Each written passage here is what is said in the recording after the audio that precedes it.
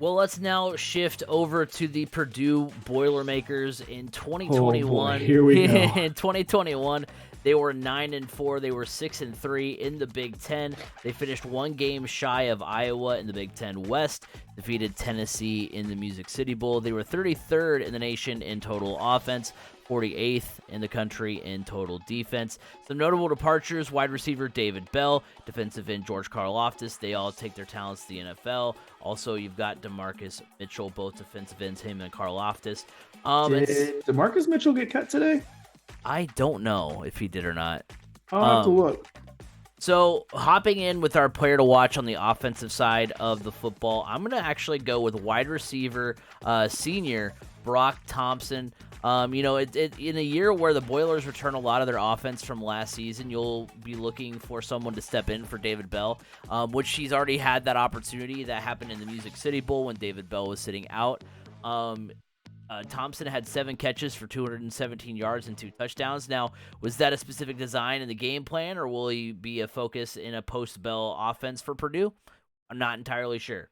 They also, also in that situation, Milton Wright, who was the leading receiver amongst returnees, sat out in the Music City Bowl as well. So you kind of do wonder, okay, was that, just kind of a perfect scenario for Thompson to really showcase his skills, or is he going to be somebody who can step up? Now, he did have surgery on both knees in the offseason.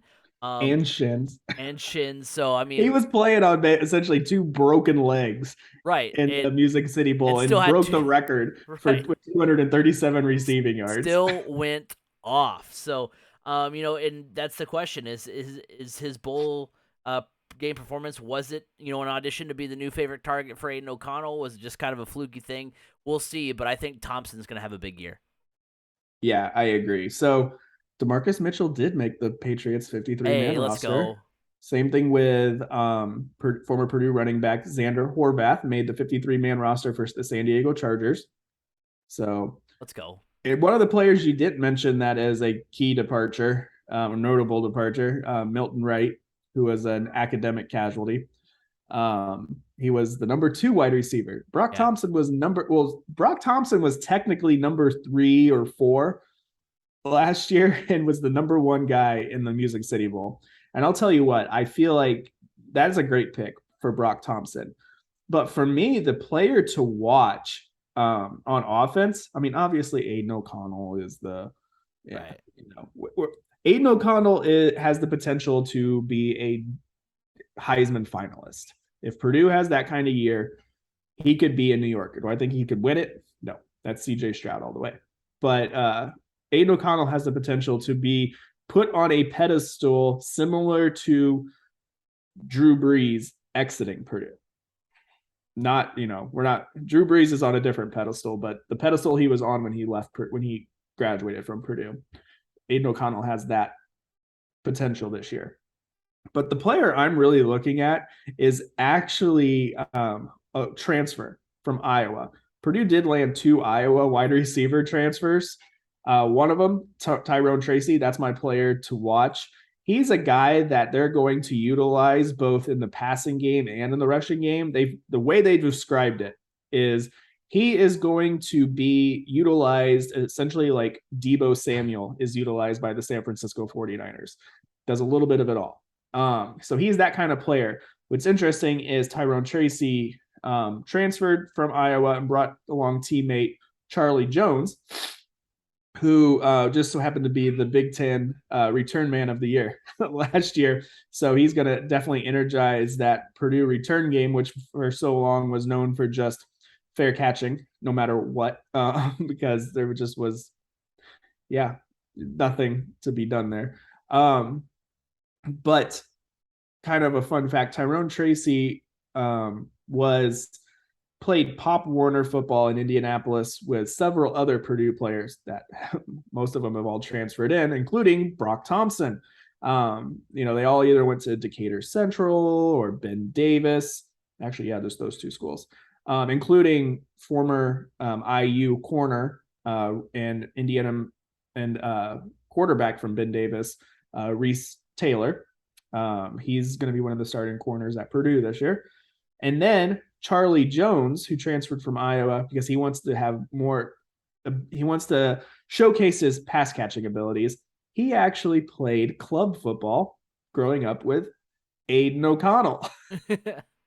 So that the offense could be really clicking this year. But I'm really looking at Tyrone Tracy just because he has, he could really put a spark into the run game.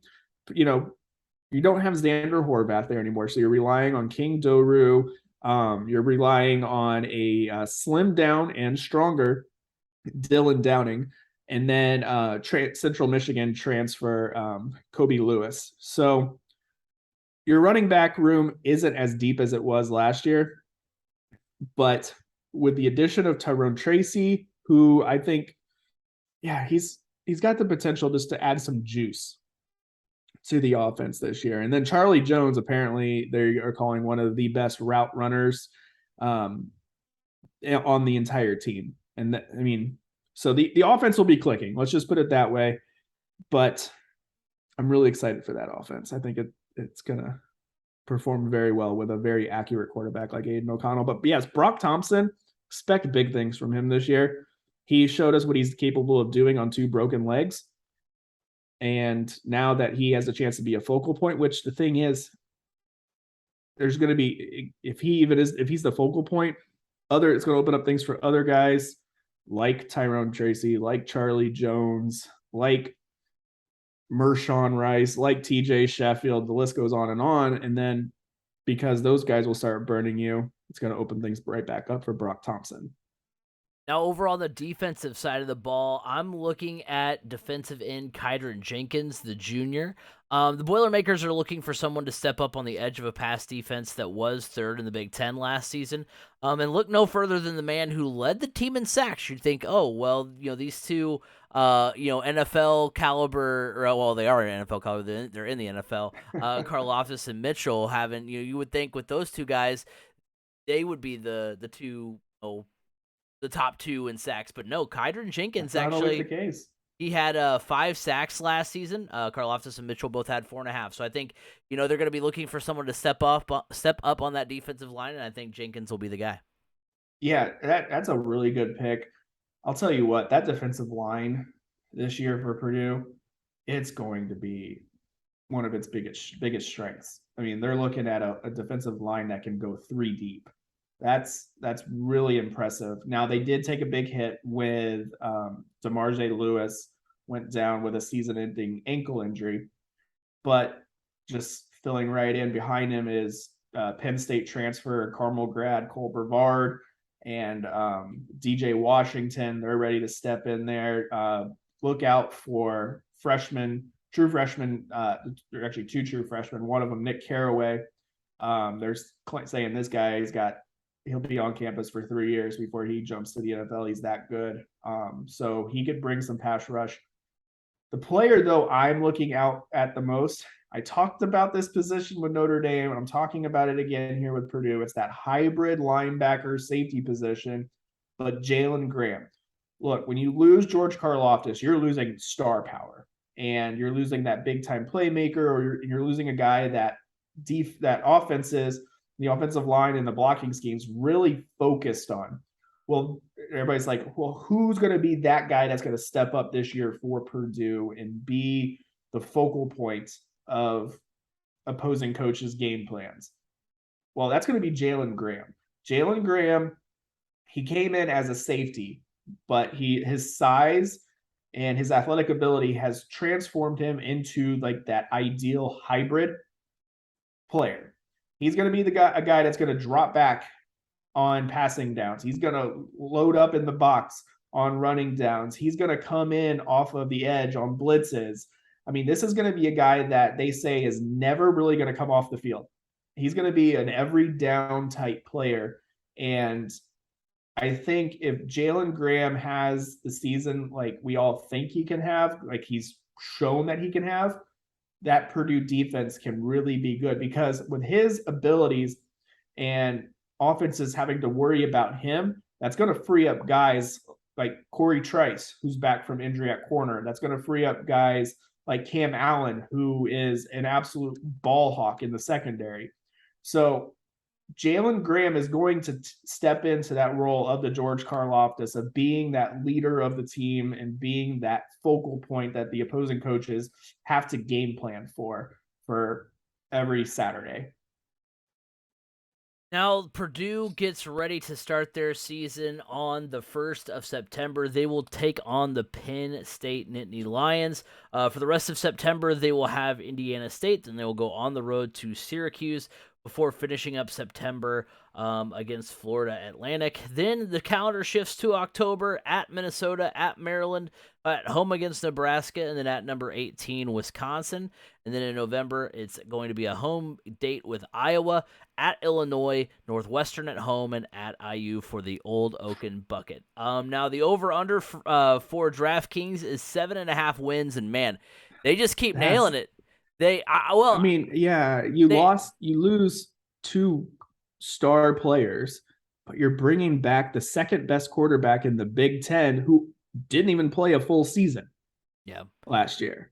I think they nailed it because, yes, there is a potential for this Purdue team to be really good this year. I think they will do good things ultimately, but based on Purdue in the past, it seems like they get right up to that edge and then they come back. They get right up to that edge and they come back. So they're like, based off past Purdue seasons, I think this. I'm taking the over. I think they will win at least 8 games, but I think the fact that 8 games is the floor for this team, in my opinion, is pretty good. And then also, like, the games that I think they'll lose are games that I think, if you looked at those losses, you're like, okay, I could have told you they'd lose to that team.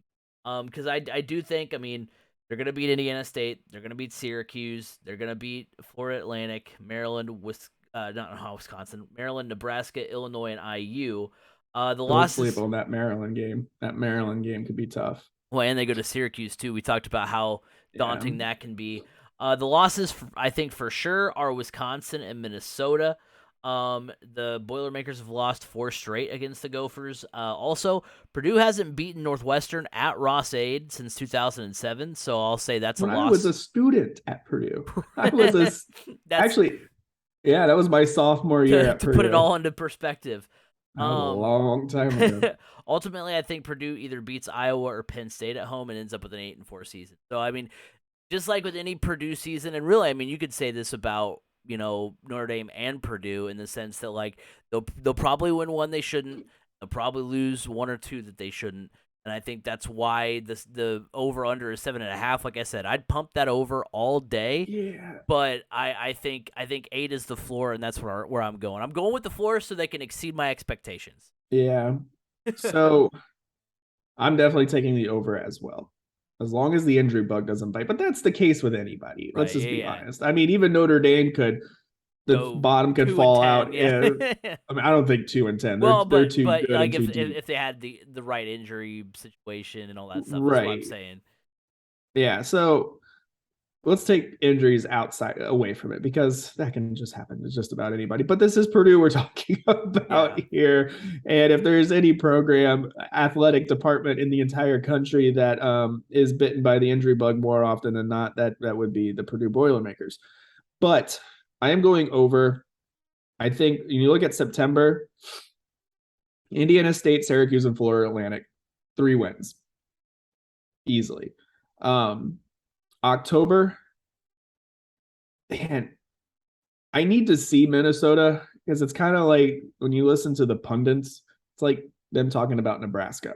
I really want to know, but this Minnesota team is good. They were good last year, but Purdue got them at such a bad time last year. Purdue was just switching to Aidan O'Connell and played Minnesota in a monsoon. Oh my gosh, I have never been so wet in my entire life. When your eyelashes are dripping.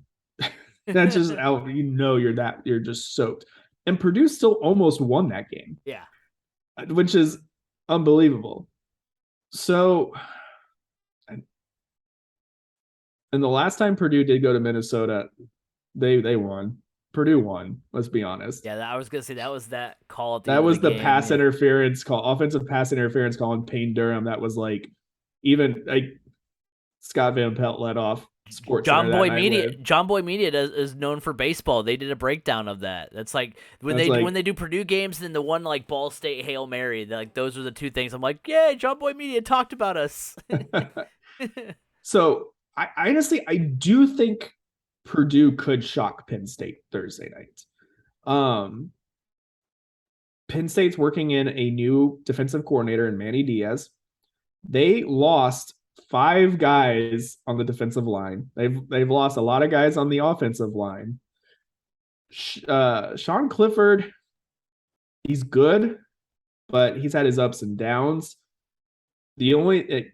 And it's 2 very contrasting styles that are going to be facing off. Like I told you off air, Penn State's going to try to run the ball a lot because that's what they're good at. Purdue's going to want to pass the ball a lot. Now, I think the it factor here, if Purdue needs to get really accurate play out of Aidan O'Connell, which he's one of the most accurate quarterbacks in Purdue history. But this Penn State secondary is really good.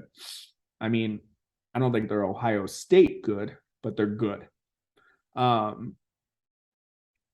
feel like Purdue could come out, if they can come out and get an early lead and force Penn State to have to play from behind, that bodes well. Because at that point, you're going to get Penn State out of their comfort zone of just wanting to run the ball. I think Purdue has the ability to stop the run this year for a change. They got some big dudes in the middle with Lawrence Johnson, Cole Brevard. That bodes really well. And then you have some thumpers at linebacker.